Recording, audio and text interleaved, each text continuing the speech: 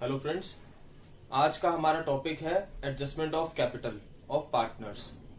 तो इस टॉपिक में हमको दो चीजें पढ़नी होती है। बेसिकली हमारा यही क्वेश्चन 8 मार्क्स का एग्जाम में पूछा जाता है कि जिसमें हमको कैपिटल एडजस्टमेंट करनी होती है। तो जो दो तरीके की एडजस्टमेंट्स आती हैं हमारे एग्जाम्स में मोस्टली, उसमें इस तरह से है। एक जो होता है when capital of new partner is not given in question. When capital of new partner is not given in question. और एक होती है when capital of new partner is given in question. ये दोनों ही तरह की एडजस्टमेंट ऐसे नहीं होती हैं। ये दोनों ही तरह के एडजस्टमेंट को समझने का तरीका है कि हम कैसे समझेंगे कि कौन सी एडजस्टमेंट कौन से टॉपिक एक किस तरह से हमको क्वेश्चन को सॉल्व करना है।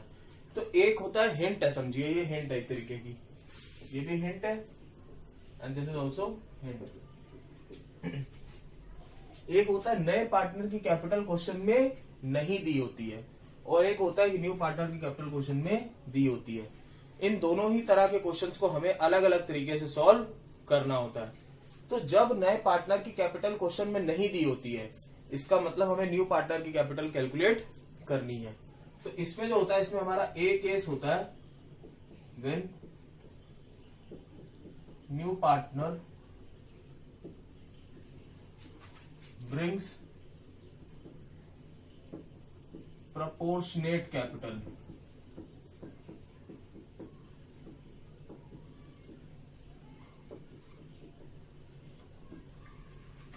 वहां वर्ड लिखा होता है new partner brings proportionate capital.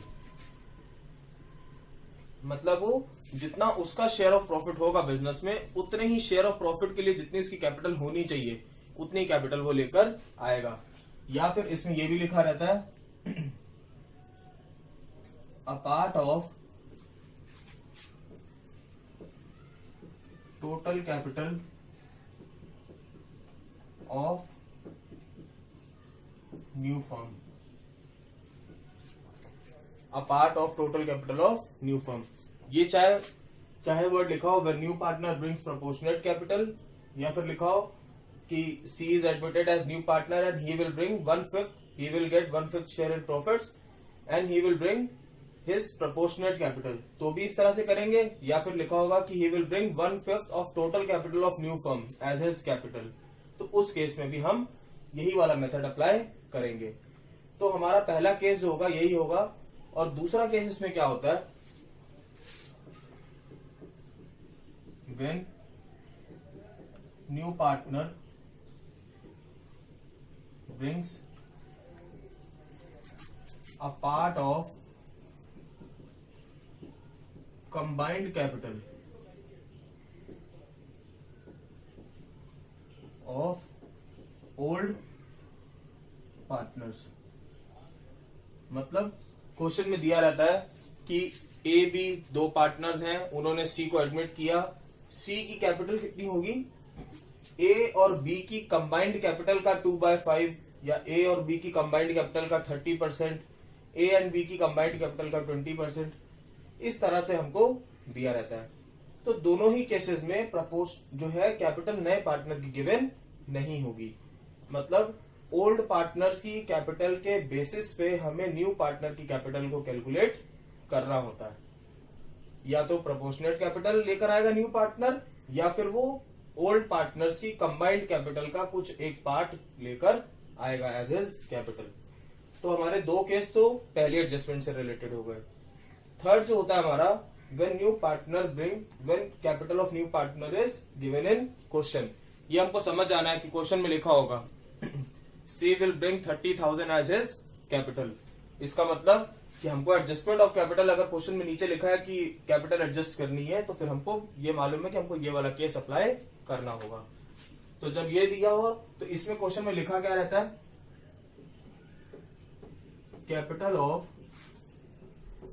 Old partners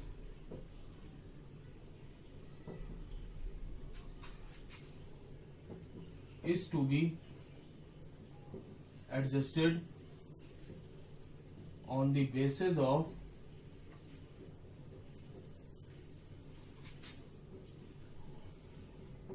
capital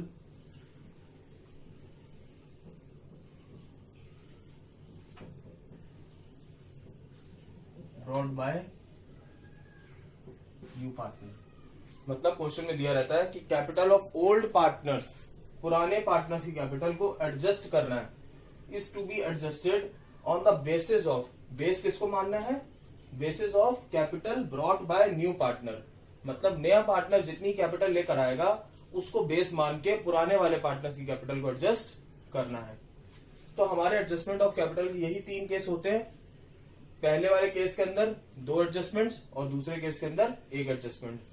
इसमें 2 एडजस्टमेंट होंगी when new partner brings proportionate capital, या फिर new partner brings a part of combined capital of new firm या न्यू ओल्ड पार्टनर्स।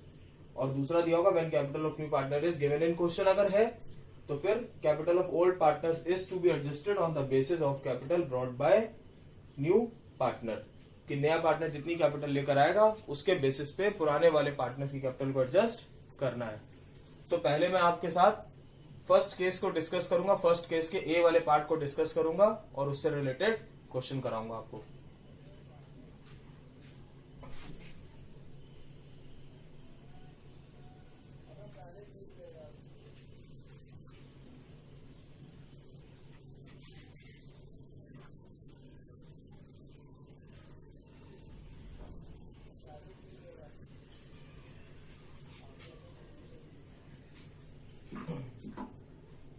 जैसे मान लीजिए प्रोपोर्शनेट कैपिटल वाला ही हमारा टॉपिक है, तो इसको सॉल्व करने के क्या क्या स्टेप होंगे, जो पहले स्टेप लिखवा लेते हैं फिर क्वेश्चन एक करवा देंगे इसका। तो स्टेप 1 इसका क्या होगा,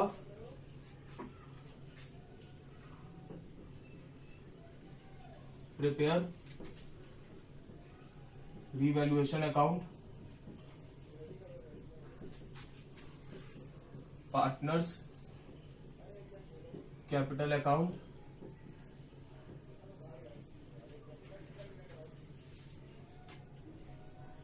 and calculate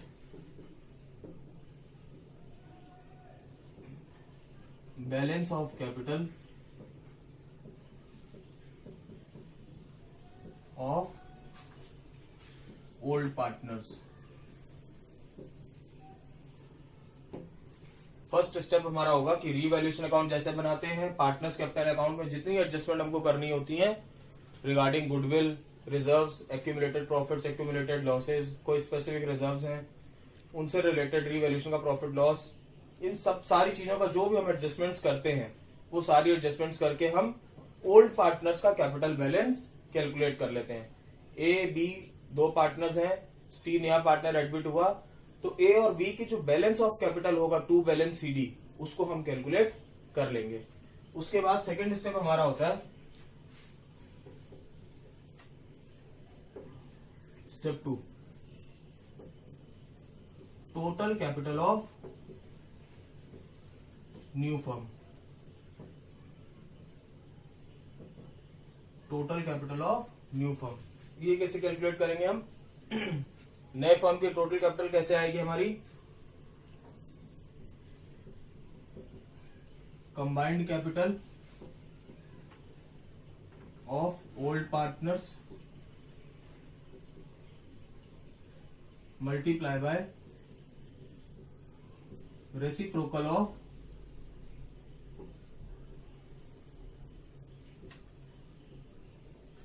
रिमेनिंग प्रॉफिट। क्या combined capital of old partners multiply by reciprocal of remaining profit. अब ये रिमेनिंग प्रॉफिट क्या चीज है, remaining profit is equals to 1 minus share of new partner. जैसे मान लीजिए फॉर एग्जांपल हम कह सकते हैं कि C is admitted for 1/3 share. अगर C 1/3 के लिए आया है, then remaining profit will be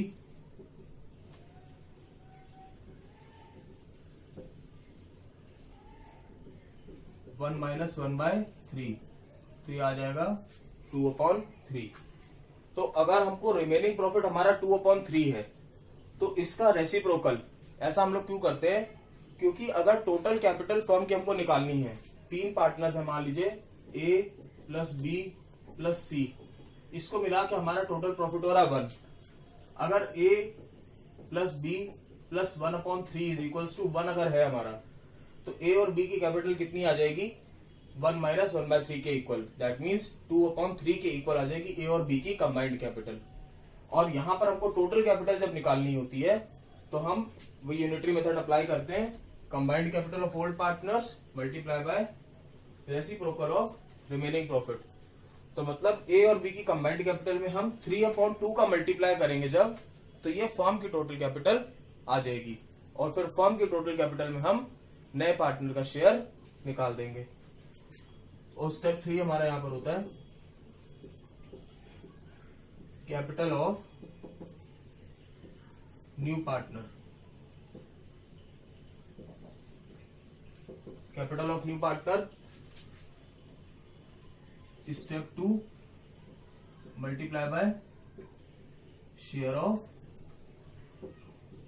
new partner. मतलब जो स्टेप 2 में हमने यहां पर अमाउंट निकाला होगा टोटल कैपिटल, उसमें हम न्यू पार्टनर का शेयर 1/3 का मल्टीप्लाई करेंगे, तो जो है न्यू पार्टनर की कैपिटल आ जाएगी। तो ये हमारा स्टेप 3 स्टेप होते हैं। पहले स्टेप से हम जो है बैलेंस ऑफ कैपिटल कैलकुलेट कर लेते हैं ओल्ड पार्टनर्स की, फिर ओल्ड पार्टनर्स की कंबाइंड कैपिटल में बचे हुए प्रॉफिट का रेसिप्रोकल उसका मल्टीप्लिकेशन कर देते हैं, तो हमको टोटल कैपिटल पता चल जाती है। और टोटल कैपिटल में जो है शेयर ऑफ न्यू पार्टनर को मल्टीप्लाई करके न्यू पार्टनर की कैपिटल का पता लग जाता है। अब इसके बाद मैं आपको एक क्वेश्चन कराऊंगा, जिसमें आपको ये पूरे सारे स्टेप्स फॉलो करके दिखाऊंगा कि किस तरह से हमको फॉलो करने होते हैं। X and Y share profits in the ratio 3:2. They admitted Z as a partner with 1/3 share in profits. They had following financial positions. Balance sheet: liabilities, creditors 40,000, reserve fund 30,000, capital X 50,000 and Y 35,000. Asset side: cash at bank 5,000, debtors 42,000, less provision 2,000, stock 35,000, plant and machinery 75,000. They admit new partner on the following terms: plant and machinery reduced by 10%, stock be increased by 2,000, bad debts provision was not required, accrued incomes not appearing in the books, goodwill of the firm valued at 60,000. Z is to bring required premium and proportionate capital. Future profit sharing ratio among partners to be equal. Prepare profit and loss adjustment account, that is revaluation account, capital accounts and balance sheet of the new firm. ये हमारा proportionate capital का question है कि जहां पर new partner has to bring proportionate capital, तो यहां पर हमको कैपिटल की एडजस्टमेंट करनी पड़ेगी। जैसा कि आपने भी क्वेश्चन को देखा है, क्वेश्चन में क्या लिखा हुआ है कि X और Y दो पार्टनर्स हैं, उनका प्रॉफिट शेयरिंग रेशियो है 3:2। That means old ratio of partners is 3:2। They admit Z with 1/3 share in profits. Z नया पार्टनर आया 1/3 शेयर के लिए, और ये उनकी financial position that means balance sheet दी हुई है। Creditors, reserve fund, capital X and Y।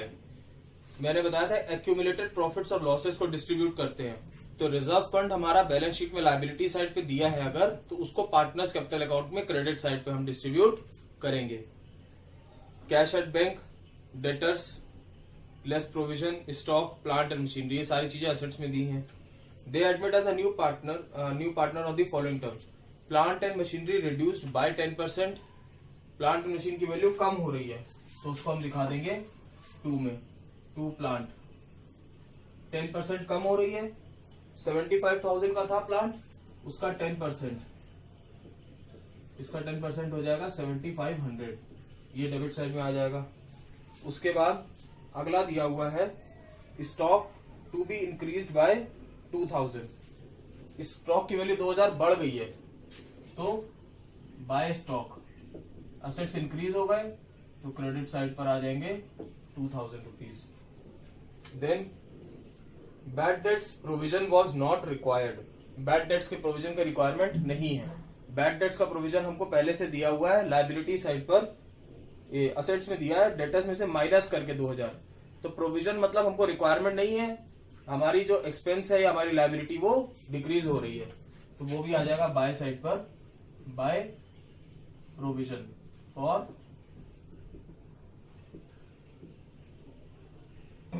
Bad debts. ये हमारा प्रोविजन का अमाउंट भी दिया हुआ है 2000। Then accrued income not appearing in the books, accrued income means income to be received, मतलब इनकम जो हमको मिलनी बाकी है। अगर कुछ इनकम मिलनी बाकी है और उसको हमने रिकॉर्ड नहीं किया, that means it is an asset for the firm. तो हमारी असेट्स को अगर हमने रिकॉर्ड नहीं किया है तो उनको असेट्स को रिकॉर्ड करना पड़ेगा। अनरिकॉर्डेड असेट्स वो भी हमारी इनकम एक तरीके से, वो भी हमने बता दिया था आपको, यहाँ पर फायदा ही हमारे लिए, तो बाय में आ जाएगा बाय एक्रूड इनकम, ये है हमारी 900 रुपीज एक्रूड इनकम। फिर दिया goodwill of the firm is valued at 60,000, goodwill of the firm revaluation account में नहीं आती है। Z is to bring required premium, यहां पे फर्म की गुडविल दी है, Z का लिखा Z रिक्वायर्ड प्रीमियम लेकर आएगा, मतलब Z का शेयर ऑफ प्रीमियम निकालेंगे और उतना अमाउंट वो कैश में लेकर आ रहा है। एंड प्रोपोर्शनेट कैपिटल, यही क्वेश्चन की एक हिंट है कि जहां पर क्वेश्चन में हमको पूरे क्वेश्चन में कहीं पर भी Z की कैपिटल नहीं दी हुई थी और यहां लिखा हुआ नीचे Z is to bring required premium and proportionate capital, मतलब Z प्रोपोर्शनेट कैपिटल लेकर आएगा। तो प्रोपोर्शनेट कैपिटल लेकर आएगा तो जैसा मैंने अभी आपको वर्किंग नोट पे समझाया था वही वर्किंग नोट यहां पर बनेगा। Future profit sharing ratio among partners is to be equal, फ्यूचर में प्रॉफिट शेयरिंग रेशियो इक्वल रहेगा, मतलब new profit sharing ratio question में हमको दिया हुआ है। तो जब हमें न्यू प्रॉफिट शेयरिंग रेशियो दिया होता है, ओल्ड रेशियो दिया रहता है, तो हम लोग निकालते हैं वहां पर सेक्रीफाइसिंग रेशियो। तो अभी हम सेक्रीफाइसिंग रेशियो निकालेंगे क्योंकि गुडविल जो होगी हमारी सेक्रीफाइसिंग रेशियो में डिस्ट्रीब्यूट की जाएगी। तो पहले हमारा काम है रीवैल्यूएशन को कंप्लीट करना।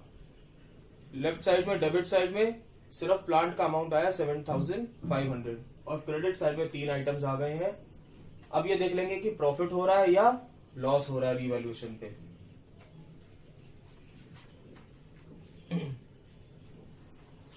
तो हमको ये देखना है यहाँ पर कि कितना प्रॉफिट है कितना लॉस हो रहा है। तो डेबिट का टोटल आ रहा है 7,500 और क्रेडिट का टोटल आ रहा है 5,900। डेबिट साइड ज्यादा है, क्रेडिट साइड कम है, तो यहां पर लिख देंगे बाय लॉस।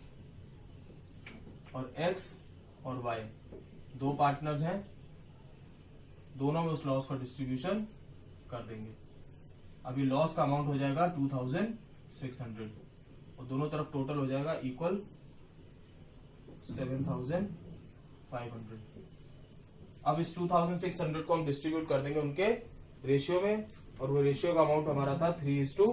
तो ये लॉस का अमाउंट हमारा हो जाएगा 1560 एंड 1040। कैसे आएगा ये?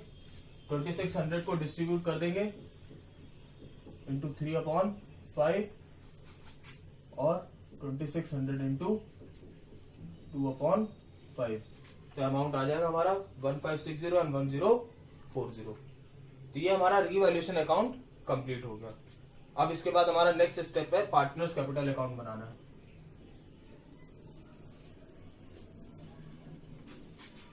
हेडिंग डालेंगे पार्टनर्स कैपिटल अकाउंट। 3 पार्टनर्स हैं, 3 अमाउंट के कॉलम बनेंगे।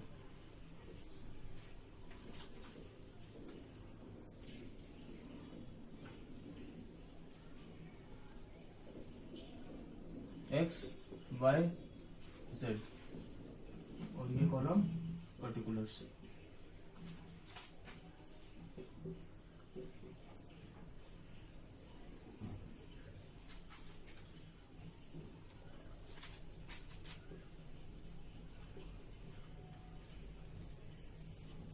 पर्टिकुलर्स एक्स वाई जेड, ये हमारे तीनों कॉलम्स बन जाएंगे। यहां पर आएगा अगला, सबसे पहले opening capital by balance brought down. Opening capital हमको क्वेश्चन में दी हुई है पहले से, एक्स की 50,000 एंड वाई की 35,000। दिखा देंगे एक्स में 50,000 एंड वाई 35,000। जेड की कैपिटल हमको क्वेश्चन में नहीं दी है। अब जो जो चीजें गिवन है हम उसको ही सबसे पहले यहाँ पे रखेंगे। हमने यहाँ पे निकाल लिया था रीवैल्यूएशन का लॉस। लॉस था, अगर एंट्री पास करेंगे तो इसकी एंट्री होगी X debit Y debit to revaluation. तो एक्स और वाई क्या हो रहे हैं, जनरल एंट्री में डेबिट हो रहे हैं, तो एक्स एंड वाई के कैपिटल अकाउंट में डेबिट साइड पे रिकॉर्ड करेंगे टू रीवैल्यूएशन अकाउंट, ब्रैकेट में लिख देंगे लॉस 15601040। अब आप इसको ऐसे भी समझ सकते हैं कि कैपिटल बढ़ती है जब प्रॉफिट होता है और कैपिटल कम होती है जब लॉस होता है। तो decrease in capital means decrease in liability debit side, तो यहां पर इसलिए डेबिट में वो आ गया। अब हमको बैलेंस शीट में दिया reserve fund 30,000 rupees. Reserve fund reserve है, उसको डिस्ट्रीब्यूट करेंगे पार्टनर्स में। तो जनरल एंट्री बताई थी मैंने, reserves debit to old partners, तो बाय साइड पे आ जाएगा बाय रिजर्व फंड। रेशियो उनका दिया हुआ 3:2। 30,000 को हम डिस्ट्रीब्यूट कर देंगे, 30,000 का 3/5 आ जाएगा 18,000, और y का हो जाएगा 12,000। z में कुछ नहीं लिखेंगे। रीवैल्यूएशन हो चुका, रिजर्व्स बढ़ गए, लॉसेस कुछ है नहीं एक्यूमुलेटेड लॉस डिस्ट्रीब्यूशन के लिए। अब हम आ जाते हैं गुडविल के ट्रीटमेंट पे। तो इतना ही हमारा पार्टनर कैपिटल बनेगा। इसके पहले हमको वर्किंग नोट बनाना पड़ेगा। तो वर्किंग नोट में हमको क्या क्या चाहिए, एक तो गुडविल चाहिए कि सी जेड कितना शेयर ऑफ गुडविल लेकर आ रहा है, और एक चाहिए सैक्रिफाइसिंग रेशियो। दोनों चीजें हमको चाहिए।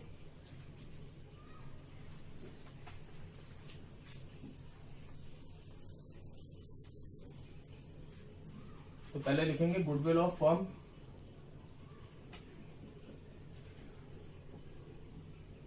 ये दिया है 60,000।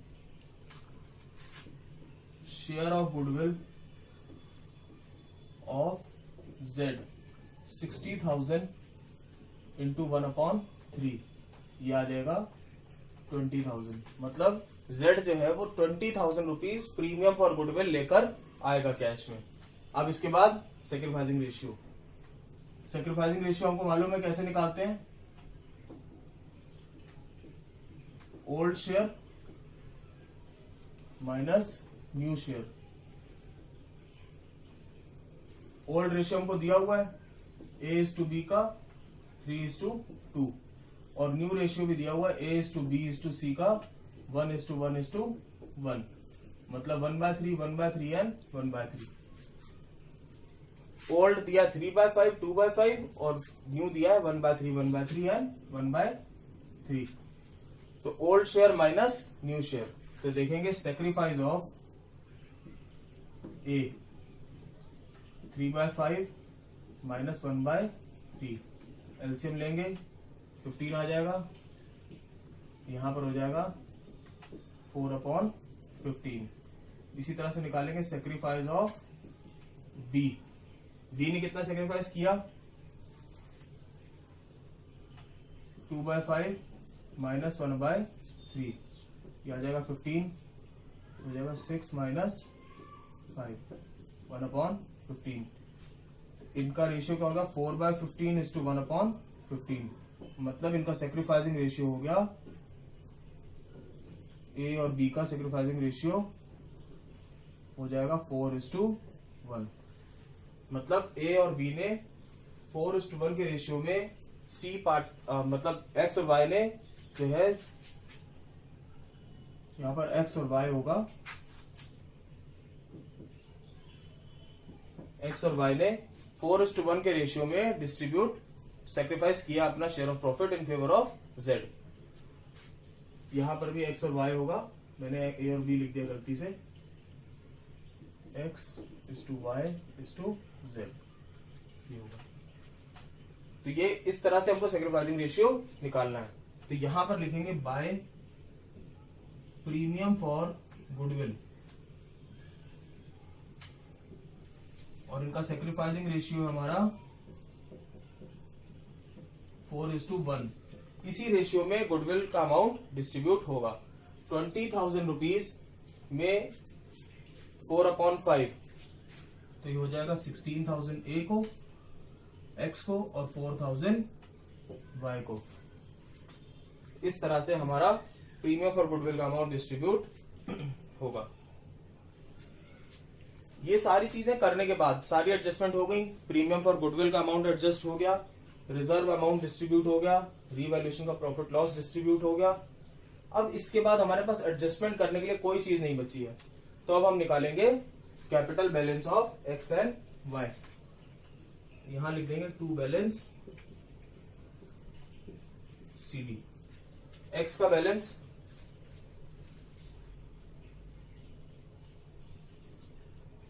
इन सबको टोटल जब करेंगे तो टोटल आएगा हमारा 84,000। एक्स का, वाई का जब टोटल करेंगे तो आ जाएगा हमारा 51,000, और जेड के लिए हमारे पास कुछ है ही नहीं।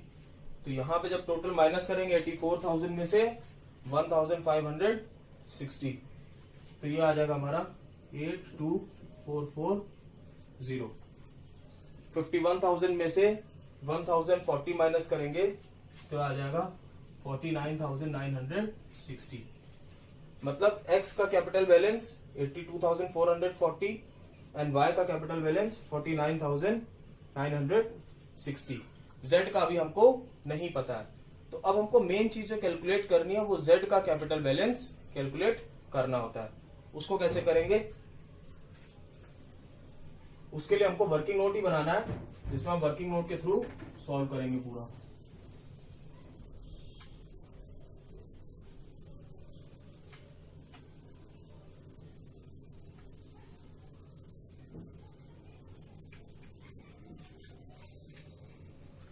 इसके लिए पहले हमको चाहिए होता है कैपिटल बैलेंस, वो हमने दोनों पार्टनर्स का कैलकुलेट कर लिया। एक्स और वाई का स्टेप 1 हमारा हो चुका है।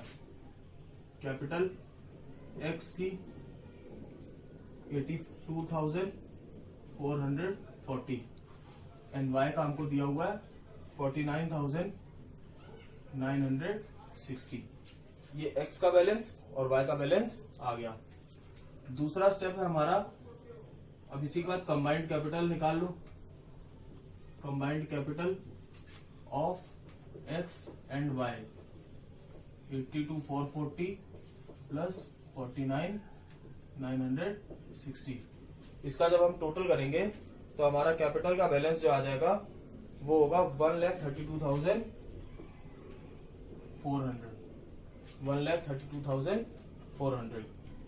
अब हम निकालेंगे सेकंड स्टेप में, पहला हमारा रिमेनिंग प्रॉफिट।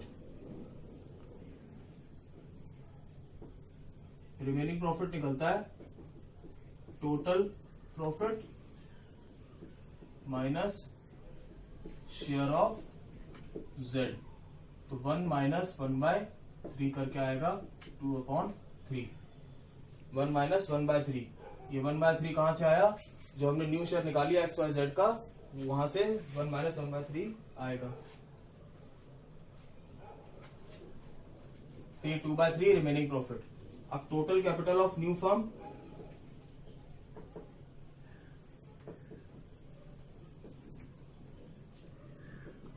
कैसे आएगी? 1,32,400 मल्टीप्लाई बाय 3/2। ये हमारी total capital of new firm हो जाएगी। इसी में देखेंगे third step, capital of new partner. Z is equals to, हम इसको सॉल्व नहीं करते हैं, इसको ऐसे रखे रहने देते हैं। 1,32,400 मल्टीप्लाई बाय 3/2 मल्टीप्लाई बाय 1/3। मैंने बताया था टोटल कैपिटल जितनी आए उसमें न्यू पार्टनर का शेयर मल्टीप्लाई कर देंगे। तो 132,400 इंटू 3/2 ये total capital of new firm है, इसमें मल्टीप्लाई कर देंगे 1/3। तो इससे हमारा 3 से 3 कैंसिल हो जाएगा, तो हमारा सॉल्यूशन जो है हमको आराम से मिल जाएगा 66,200। ये हो जाएगी कैपिटल ऑफ जेड। जो न्यू पार्टनर लेकर आ रहा है कैपिटल वो हमारा आ जाएगा 66,200। उसी को हम यहां पर दिखा देंगे by bank capital of Z. इसको जेड वाले कॉलम में दिखा देंगे 66,200, टोटल में भी आ जाएगी 66,200 और यहां पर भी बैलेंस शीट में भी आ जाएगी 66,200। और इसी तरह से हम इसका कैपिटल अकाउंट का टोटल कर देंगे 66,200, 51,000 एंड 84,000। इस तरह से हमारा पूरा पार्टनर्स कैपिटल अकाउंट बन जाएगा और न्यू पार्टनर की कैपिटल भी कैलकुलेट हो जाएगी। ये हमारा पूरा स्टेप होता है कि जिसमें हमको एक वर्किंग नोट गुडविल का यहाँ बनाना पड़ा क्योंकि हमको सेक्रीफाइसिंग रेशियो नहीं दिया हुआ था। अगर सेक्रीफाइसिंग रेशियो दिया होता तो हमको ये वर्किंग नोट नहीं बनाना पड़ता। दूसरी चीज, नए पार्टनर की कैपिटल हमारी पहले ओल्ड पार्टनर्स की कैपिटल कैलकुलेट करेंगे, फिर कंबाइंड कैपिटल, फिर उसके बाद रिमेनिंग प्रॉफिट, फिर total capital of new firm, फिर कैपिटल ऑफ न्यू पार्टनर। ये हमारे स्टेप्स होंगे जब प्रोपोर्शनेट कैपिटल लेकर आएगा कोई नया पार्टनर, तो हमारे ये स्टेप्स होंगे। तो अब आपके मन में ये चीज और आ रही होगी कि मैंने इसको मल्टीप्लाई करके रेसिप्रोकल करके क्यों लिख दिया। इसका भी रीजन है, अगर आप समझना चाहते हैं उसका रीजन यहां पर मैं समझा दे रहा हूं कि क्यों ऐसा किया गया।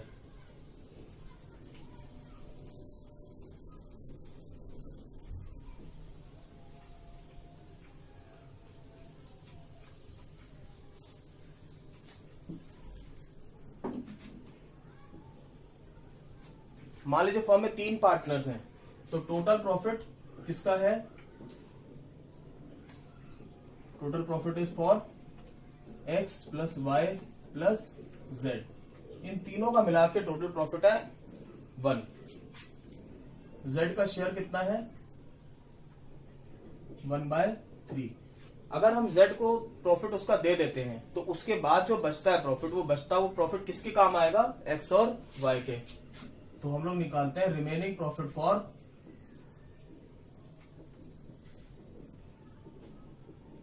x and y। ये हो गया 1 माइनस 1/3, दिस इज 2/3। मतलब जो बचा हुआ प्रॉफिट है वो किसको मिलेगा? x और y को मिलेगा। वो किसके इक्वल है? 2/3 के। अब हम लोग ये देखते हैं एक चीज और कि जो ये कंबाइंड कैपिटल हमने कैलकुलेट की थी, ये भी किसकी है? कंबाइंड कैपिटल x और y की। तो इसको हम ऐसे लिख सकते हैं, capital for 2/3 share of profit is equals to 1,32,400। मतलब 2/3 शेयर के लिए प्रॉफिट के लिए कैपिटल कितनी है x और y की? 1,32,400। Capital of x and y ऐसे लिख लेते हैं। चलिए, capital of x and y for 2/3 share of profit is 1,32,400. So total capital of firm is equals to 132,400 into 3/2। इस तरह से हम यूनिटरी मेथड से क्रॉस मल्टीप्लीकेशन करके जो है फर्म की टोटल कैपिटल कैलकुलेट कर लेते हैं। तो ये हम स्टेप हम यहाँ पे वर्किंग नोट में चाहे तो शो भी कर सकते हैं और चाहे ना भी शो करें तो भी हमारे को कोई दिक्कत नहीं है। तो बस आपके समझने के लिए है कि Z का शेयर अगर टोटल में से माइनस कर देते हैं तो रिमेनिंग प्रॉफिट बचता है किसके लिए? जो बचे वो 2 पार्टनर्स हैं x और y के लिए। और रिमेनिंग जो कैपिटल है वो कैपिटल भी किसकी है? x एंड y की है। तो x और y की कैपिटल को हम 2/3 शेयर के प्रॉफिट के इक्वल रखेंगे तो फर्म का टोटल कैपिटल कैलकुलेट हो जाती है। और वही मैंने यहाँ पर किया है। तो आप डायरेक्टली चाहे तो फॉर्मूला लगा के भी हम कर सकते हैं और अगर आप चाहो तो इसको सॉल्व करना चाहो तो सॉल्व भी कर सकते हो। तो इस तरह से हमारा ये एडजस्टमेंट ऑफ कैपिटल होगी। इसके बाद बनाएंगे हम बैंक अकाउंट और फिर बैलेंस शीट। इसके बाद हमारा बनेगा बैंक अकाउंट और बैलेंस शीट। तो बैंक अकाउंट में जो है हम लोग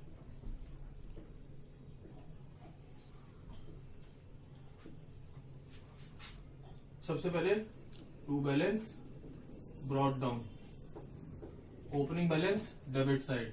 ओपनिंग बैलेंस हमारा बैलेंस शीट में दिया रहता है, तो यहां पर बैलेंस शीट में दिया हुआ क्वेश्चन में कैश एट बैंक ₹5000, तो टू साइड पे आ जाएगा टू बैलेंस ब्रॉट डाउन 5000। फिर दूसरी चीज आती है कि नया पार्टनर गुडविल का पैसा लेकर आया, नया पार्टनर कैपिटल लेकर आया। तो यहाँ क्वेश्चन में हमने देख लिया कि अभी कैलकुलेट किया था कि YZ brings 66,000 as as capital, 66,200 जो कि हमने अभी कैलकुलेट की है। तो लिख देंगे 2Z कैपिटल अकाउंट 66,200 और 2 प्रीमियम फॉर गुडविल, ये भी हमने वर्किंग नोट में कैलकुलेट किया था। 2 प्रीमियम फॉर गुडविल 20,000। तो ये तीन चीजें जो है हमारी बैंक अकाउंट में आएंगी। इसके अलावा किसी पार्टनर ने कुछ अमाउंट विड्रॉ भी नहीं किया और कोई दूसरा पार्टनर कुछ और लेके भी नहीं आया, तो इसको हम यहां दिखा देंगे by balance CD, by balance carried down. इनका जब टोटल करेंगे तो हमारा टोटल आ जाएगा 91,200। यहां पर दिखा देंगे 91,200। यही हमारा बैलेंस CD जो होता है, यही हमारा बैलेंस शीट में असेट साइड पर जाता है। इट शोज कि हमारे बैंक में अभी भी 91,200 रुपीज रखे हुए हैं। यही हमारा बैलेंस शीट में हम दिखाएंगे। इसके बाद अगला स्टेप जो होगा हमारा, that will be balance sheet.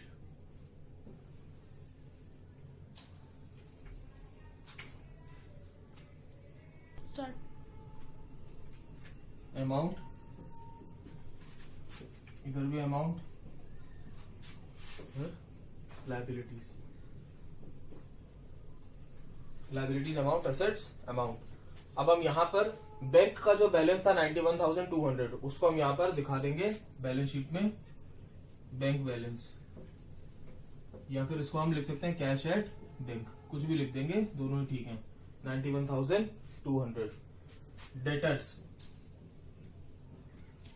Debtors पहले हमको बैलेंस शीट में दिए थे 42,000 माइनस प्रोविजन 2,000, लेकिन अब हमने ये देखा कि प्रोविजन तो हमने खत्म कर दिया, तो प्रोविजन की जरूरत नहीं है। तो डेटर्स यहां पर पूरे पूरे आ जाएंगे 42,000।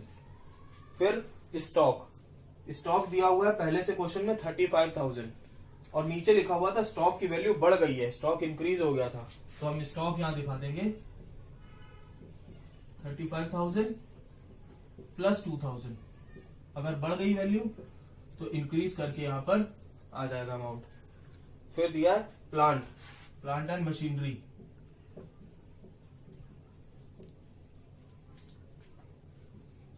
प्लांट एंड मशीन की वैल्यू 10% कम हो गई थी, 75,000 का था, 7,500 हमने रीवैल्यूएशन में डेबिट साइड पे दिखाया है, मतलब वैल्यू कम हो गई, तो 75,000 माइनस 7,500 माइनस करके आ जाएगा 67,500, 67,500।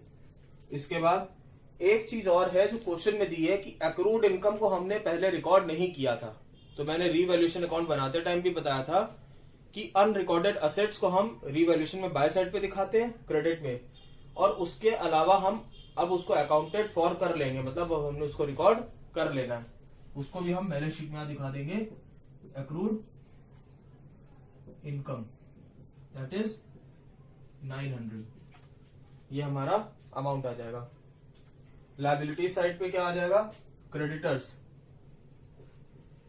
क्रेडिटर्स में कोई चेंज नहीं था, पहले भी बैलेंस शीट में 40,000 दिए थे, अभी भी हम उनको 40,000 दिखा देंगे। और इसके अलावा क्रेडिटर्स के अलावा कोई और लायबिलिटी नहीं है। रिजर्व फंड को हम डिस्ट्रीब्यूट कर चुके हैं, तो जो भी एक्यूमुलेटेड प्रॉफिट्स या एक्यूमुलेटेड लॉसेस डिस्ट्रीब्यूट हो जाते हैं उनको हम बैलेंस शीट में दोबारा से नहीं दिखाते।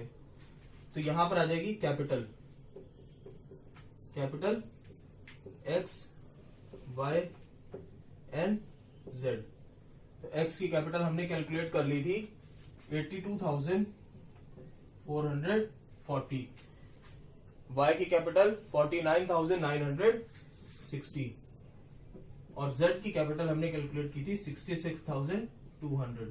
इन तीनों का जब टोटल करेंगे तो अमाउंट आएगा 1,98,600।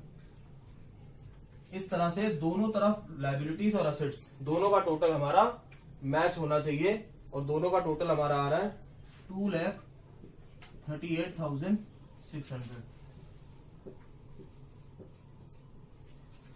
लायबिलिटी साइड का जब टोटल करेंगे 40,000 प्लस 1,98,600 तो आएगा 238,600 और असेट्स में 91,200 प्लस 42,000 प्लस 37,000 प्लस 67,500 प्लस 900। इन सब का जब टोटल करेंगे तो हमारा आएगा 2,38,600। ये टोटल बैलेंस शीट का हमेशा सेम होता है। Assets are always equals to liabilities plus capital. ये हमारी अकाउंटिंग इक्वेशन होती है और इसको बैलेंस शीट इक्वेशन भी बोलते हैं। It means creditors outside liability plus capital, total of both of these liabilities and capital is equals to total of assets, that is 2,38,600। तो इस तरह से हमारा एडजस्टमेंट ऑफ कैपिटल का पूरा क्वेश्चन होगा। अब इसके बाद में आपसे नई वीडियो में नई तरीके से capital of adjustment of capital कैसे करते हैं वो हम सीखेंगे नए टॉपिक में। Thank you.